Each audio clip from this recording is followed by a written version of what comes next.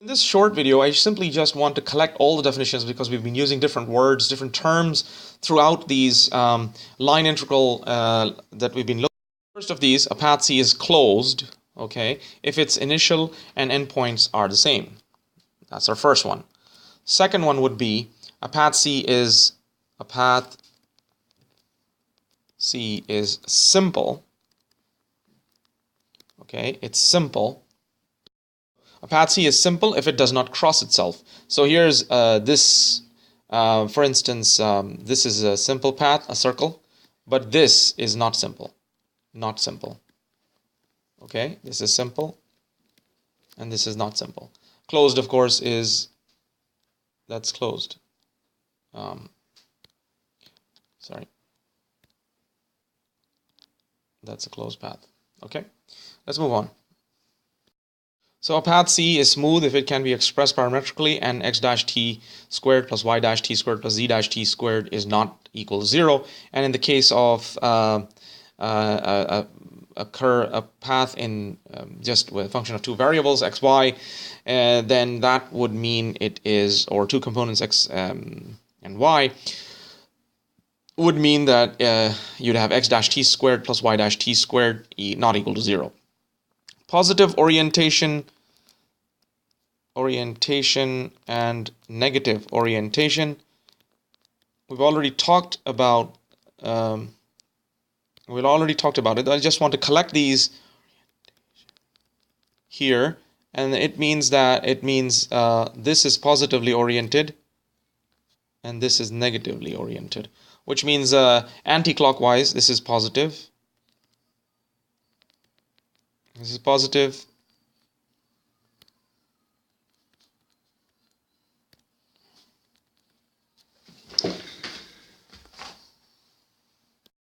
So positive, negative orientation. Let's move on to a quick other important topic. Again, you've been hearing or seeing definitions of are the regions. So first, an open region D is one that does not contain its boundary points. So this region D is open if all the points that are inside, okay, are fine except for what's on the circle, on the boundary of the circle. So they are not, if they are excluded, we say that region D is open. So you need to be careful when these terms are used. Open region D means that the boundary itself is excluded. It would be something like saying, when we say X is between, say, A and B, the difference between that which is a closed interval to this, which is an open interval, where the boundary points are not included. This is not in the same, this is not same, this is an analogy for single variable intervals, open and closed intervals, to just want you to see what you are familiar with, that's all. Okay, don't confuse the two, but that's what an open region is, where the boundary is not included.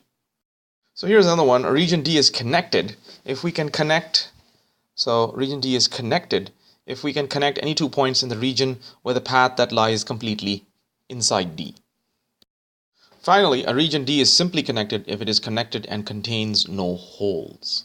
So for instance, this region is not simply connected because it contains this this hole here, this that you see, this hole. So the region here essentially is, we're saying this is a region.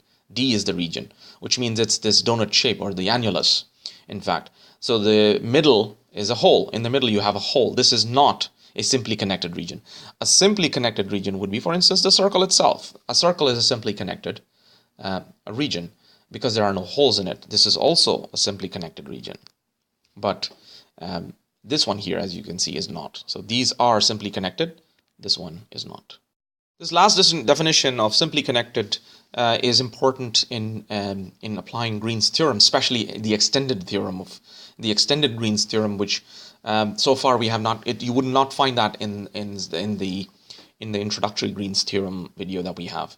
That would be an extended version of the Green's theorem, which currently we have not. Well, we will hopefully have. I will hopefully have a video on that, but that's where this simply connected concept is utilized.